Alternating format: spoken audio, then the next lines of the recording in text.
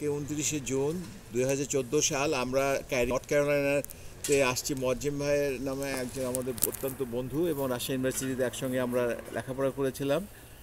তো ওনার এক বাসার সামনে একটা প্লাম গাছ আছে, সেই প্লাম গাছে আমরা প্লাম তোলার জন্য আসছি। সেই প্লাম গাছটা ঠিক প্লাম বলা যাবে না, এটা একটা আলু বোখারার মতো মনে হচ্ছে।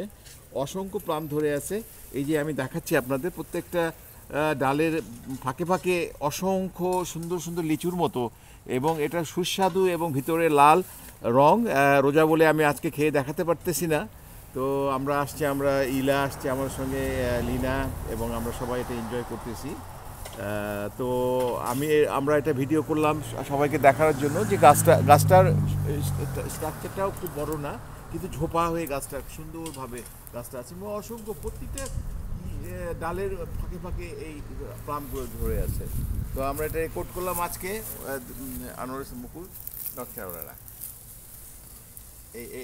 এইটা ইলা নিয়ে নাও।